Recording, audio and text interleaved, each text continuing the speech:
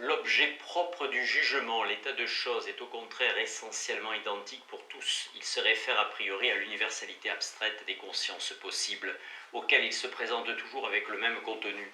Une proposition garde toujours par définition le même sens pour tous, alors que l'objet de la perception prend immédiatement le sens de passé et s'enfonce dans le souvenir. L'objet réel qui se constitue par essence dans l'actualité d'une conscience singulière se donne de manière différente à des sujets différents. L'objet idéal du jugement ne varie pas selon la situation du moi qui le pose. Cette particularité a inspiré au rationalisme classique la conception d'un sujet éternel et universel, hypostasié en Dieu, porteur de toute vérité. Le monde réel est éliminé au profit du système des propositions qu'on peut énoncer sur lui. La connaissance sensible devient une connaissance intellectuelle incomplète, des conséquences sans leurs prémices. Toute vérité étant éternelle par définition, tout cela existe. Cela seul existe, qui est porté par l'esprit éternel. C'était ignorer le sens authentique des objets idéaux. L'universalité constitue la prétention de l'acte qui les pose. C'est elle qu'explicite le premier moment de l'analyse. Mais une réflexion plus poussée dévoile une intentionnalité cachée qui en fonde le sens. Que cette table soit petite, c'est là un contenu intelligible qui, en tant qu'il reste le même pour tous, se pose hors de l'espace et du temps. Mais il n'a évidemment de sens que par un renvoi à la table elle-même donnée dans une perception actuelle. Toute sa vérité tient à la possibilité d'une vérification. Il ne s'agit pas là simplement d'une circonstance empirique qui conditionnerait de manière contingente l'accès de la conscience humaine au domaine en soi des vérités éternelles. Tout le sens de la vérité prédicative consiste à être vrai de l'objet sur lequel elle s'énonce. Ce sens se dévoile dans l'acte par lequel elle surgit avec évidence sur l'intuition de la chose même. Tout l'être des idéalités consiste à être constitué dans un tel dévoilement. Ces considérations nous amènent à définir l'évidence, où l'objet idéal est donné lui-même, par opposition aux intentionnalités vides, où il est simplement représenté. Nous dirons que l'objet du jugement est donné dans une perception catégoriale. Catégorein, énoncé. Le terme ne doit pas faire craindre un retour à l'empirisme. Il s'agit d'une perception qui saisit non un objet réel, mais justement un objet idéal. Elle n'est précisément que l'acte même du jugement évident. C'est néanmoins une perception, puisqu'en elle se trouve donnée originairement la chose même. Les analyses précédentes permettent de définir la perception catégoriale comme perception fondée en tant qu'elle ne peut se réaliser que sur le fondement d'une perception sensible. Toute proposition énoncée sur le simple plan du discours, simplement représentée, se réfère inéluctablement à une telle perception qui seule peut lui donner la plénitude de son sens. La connaissance intellectuelle n'est pas une connaissance à part, elle présuppose toujours le fondement d'une connaissance sensible. Nous pouvons dès lors comprendre la raison profonde de l'extension de la notion de perception. Elle semblait reposer au début sur une sorte de convention verbale. Nous comprenons maintenant qu'il y a entre la perception catégoriale et la perception sensible une analogie plus que formelle. La perception sensible, avons-nous dit, saisit une réalité dont le sens se réfère irréductiblement à l'actualité de la conscience constituante. Les objets idéaux semblaient au premier abord portés par un sujet éternel, mais l'explication phénoménologique permet de corriger cette erreur. La conscience qui constitue les idéalités est une conscience fondée, en tant que le fondement en est une intuition sensible, temporelle. Le moi porteur des vérités prédicatives sera lui-même un moi temporel. Il ne s'agit pas là d'une circonstance empirique, mais d'une condition transcendantale de l'objectivité de l'objet. Les idéalités posées dans le jugement tiennent en effet tout leur sens de l'acte qui les constitue sur la présence du sensible. L'objet idéal n'est pas autre chose que cela même qui se présente à nous dans l'évidence perceptive d'un jugement fondé. Interpréter son éternité comme celle d'un en soi, c'est tomber dans le réalisme intellectualiste. Il ne peut s'agir en fait que du sens de l'acte effectif de viser en tant qu'il constitue un objet idéal, comme indépendant de la singularité des consciences effectives. Mais la négation enveloppe ce dont elle est négation, c'est un sujet temporel qui pose un objet comme transcendant sa propre temporalité, et tout le sens de l'éternité consiste en cette négation au vécu. L'idéalité de l'objet catégorial n'implique pas une appartenance à un monde à part des idées. Il s'agit simplement d'affirmer qu'il peut être posé pour tous et pour toujours. L'universalité n'est que le corrélat de cet acte même. L'intemporalité ne signifie rien d'autre que l'omnitemporalité qui n'est elle-même qu'un mode de la temporalité. La supratemporalité des objectivités idéales se démontre comme omnitemporalité, comme corrélat de la possibilité de les reproduire à volonté à n'importe quel moment. L'extension de la notion d'objet et corrélativement de celle de perception ne revient donc pas à une simple convention des mots, elle correspond au sens de la chose en tant que toute connaissance se réfère à un sujet singulier dont l'actualité n'est pas une simple donnée psychologique, mais une condition de l'objectivité. Le moi constituant est un moi effectif parce que tout objet réel ou idéal trouve le sens ontologique de son être dans la temporalité de sa vie transcendantale. C'est dans une perception comme acte vécu que se constitue la chose même. C'est une tendance profonde de l'esprit humain au stade actuel de son développement qui le pousse à réaliser la vérité comme un en soi absolument indépendant du sujet qui la pose. Il n'y a pas là une simple illusion due à la naïveté de l'attitude naturelle. Il appartient au sens de la vérité de transcender la conscience.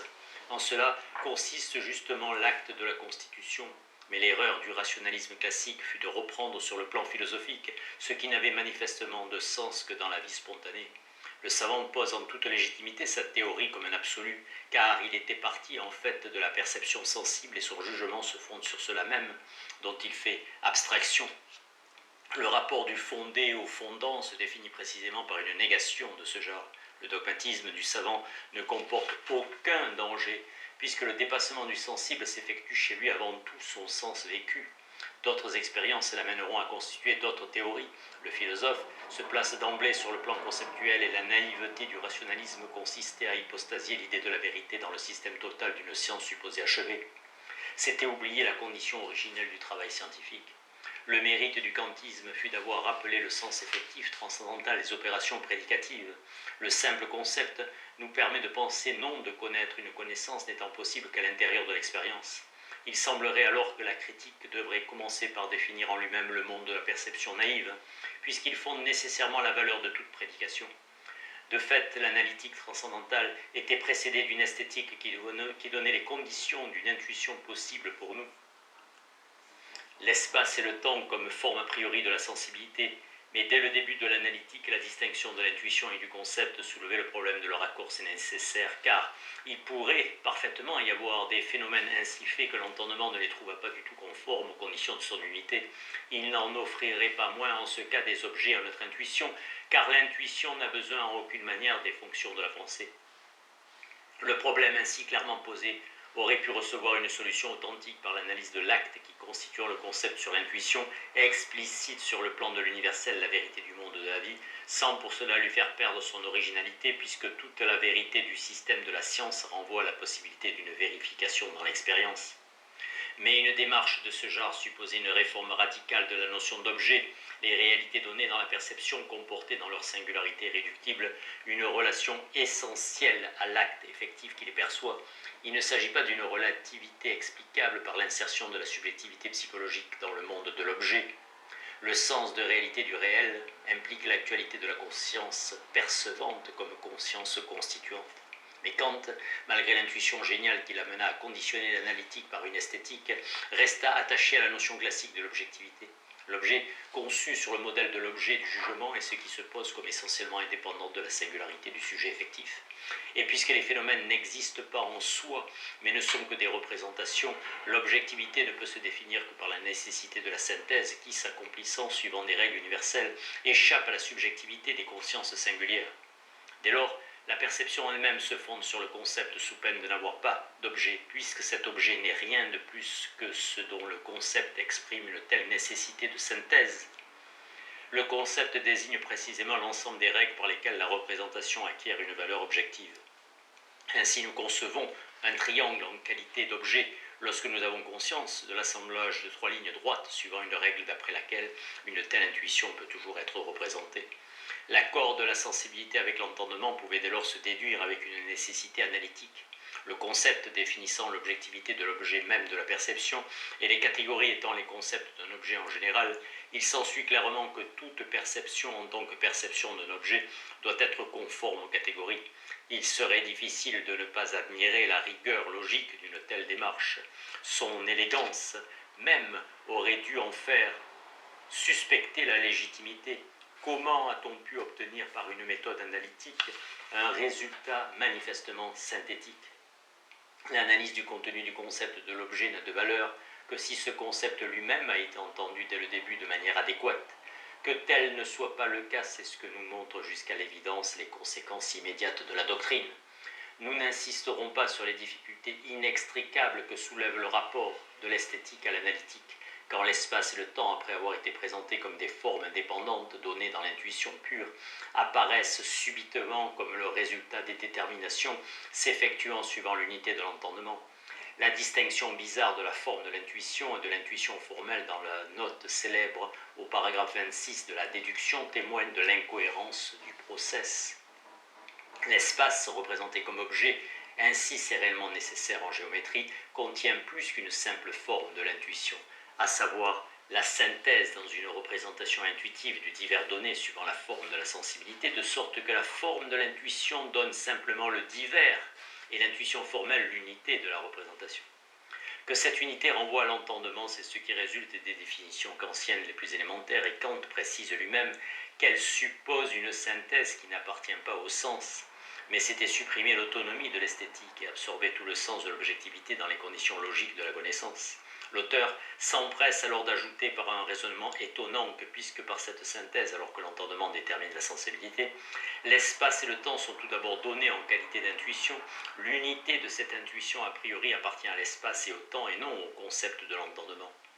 Comme si l'analyse transcendantale ne devait pas justement renvoyer chaque moment de la connaissance à son origine, puisque les intuitions formelles de l'espace et du temps sont elles-mêmes le produit d'une synthèse où l'entendement détermine la sensibilité, il ne fait aucun doute que l'esthétique transcendantale ne devrait se présenter que comme un chapitre de l'analytique, les catégories définissant seules la structure de l'objectivité. Ainsi se trouvait compromise dans le développement abstrait du système l'inspiration profonde qui fit la fécondité du criticisme, à savoir le sentiment de l'originalité irréductible de l'intuition par rapport aux conditions logiques de la pensée. Mais il n'entre pas dans nos intentions d'examiner le détail de la critique. Il nous suffira de nous attaquer à la chose même, à savoir précisément la notion d'objet. L'objet défini comme le veut Kant par son concept sera un objet idéal, non un objet sensible. On fera sans doute remarquer qu'il ne s'agit que de donner les règles suivant lesquelles il se détermine dans l'intuition, mais la rigueur de l'analyse phénoménologique permet précisément de dissiper la confusion. Considérons pour la clarté de l'exposé un cas particulier, par exemple celui de la causalité. Une succession, déclare Kant, n'a de valeur objective que si elle s'effectue suivant des règles, car nous aurions autrement une suite subjective de représentations en nous, non un ordre dans l'objet. Le principe de causalité est impliqué dans la notion même d'une succession en tant qu'elle se pose comme objective, et que l'objectivité se définit par la légalité. Tout ce qui arrive suppose quelque chose à quoi il succède suivant une règle. Nous demanderons de quelle nature est l'objet que l'on vise. Une règle en tant qu'universelle ne peut définir qu'un objet idéal qui correspond en droit à une infinité de réalisations possibles. Quand l'on dit que dans la chute libre, les espaces parcourus sont entre eux comme les carrés des temps employés à les parcourir, il est bien clair qu'il ne saurait s'agir légitimement des espaces et temps à proprement parler donnés dans l'expérience. La fonction exprime un rapport entre deux variables qui se définissent manifestement sur le plan du concept. L'événement singulier en tant que tel ne peut jamais entrer dans un énoncé intelligible dont l'être consiste dans son idéalité. L'auteur de la critique visait pourtant indiscutablement la réalité proprement dite. Ce qui arrive, c'est l'événement lui-même donné dans une perception effective. On dira que la loi de Galilée enveloppe tous les cas possibles. La formule mathématique permet de calculer la totalité des variations que l'on peut rencontrer dans le réel, alors que le concept aristotélicien s'en tenait à une généralité abstraite incapable de rejoindre la diversité des choses.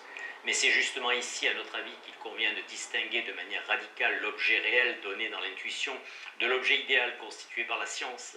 Quand je vois sur un plan incliné une bille descendre de plus en plus rapidement vers le sol, tandis que le métronome scande la mesure du temps, j'ai l'expérience vécue d'un événement qui, en tant que tel, ne se reproduira jamais.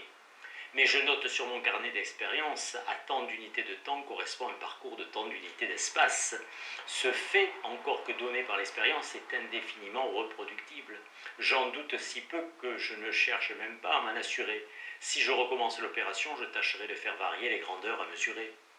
Les faits que constate ou calcule le savant ne sont pas des événements toujours uniques, mais des objets idéaux définis par concept et qu'on peut reproduire en droit dans une infinité d'événements.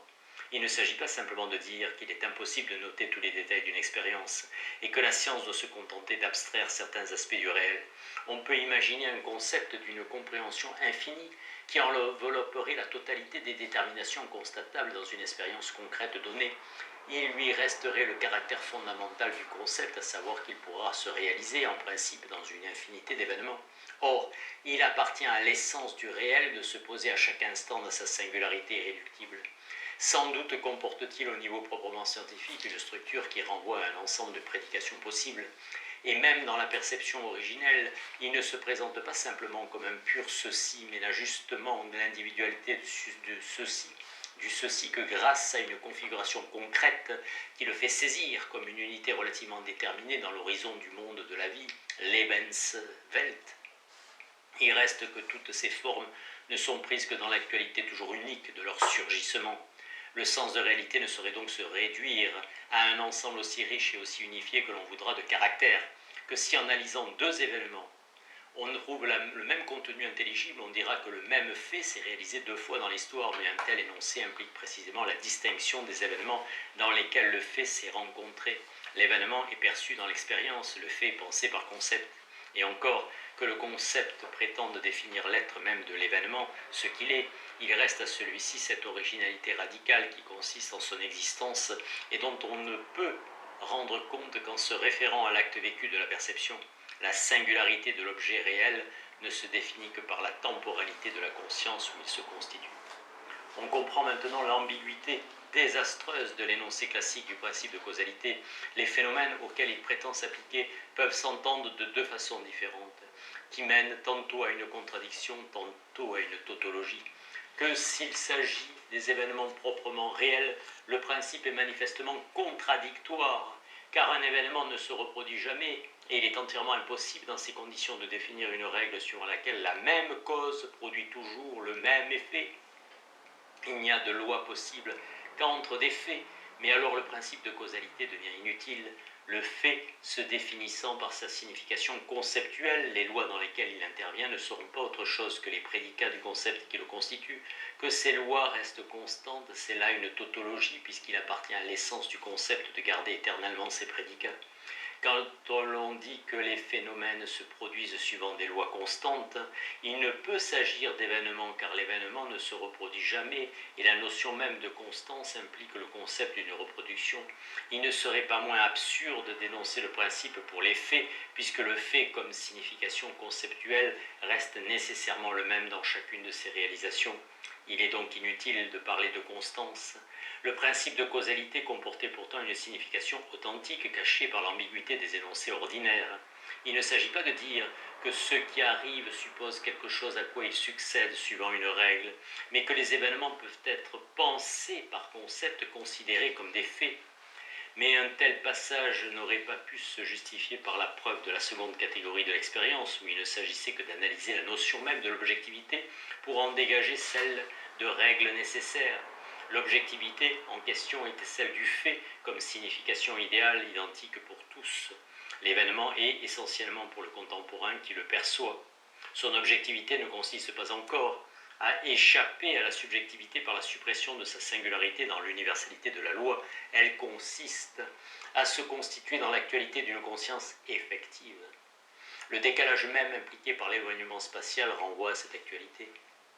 Il s'agit précisément de comprendre comment cette singularité irréductible surgissant dans une situation vécue qui ne se réfère en tant que telle à aucune détermination dans le monde objectif de la science peut se convertir en une objectivité idéale définie par concept. Or, c'est bien ce problème authentique qui se trouve esquissé et immédiatement escamoté dans le kantisme. Toute la technique de la déduction des catégories que Kant ne fait que reproduire dans l'analytique des principes consiste à substituer subrestivement le fait, objet idéal identique pour tous, à l'événement essentiellement relatif à la temporalité de la conscience qui le perçoit. L'originalité de la synthèse intuitive se trouvait ainsi totalement supprimée au profit de la synthèse conceptuelle grâce à un simple jeu de définition. L'analyse de la notion de fait aboutit aisément à celle de règle, car seule une règle peut définir un objet idéal. Le résultat est étendu à l'événement, à la faveur de l'ambiguïté de la notion d'objet. Ainsi, l'on a pu, par un procédé purement analytique, Justifier un système de jugement synthétique et la nécessité logique de l'analyse fait conclure paradoxalement à une synthèse a priori.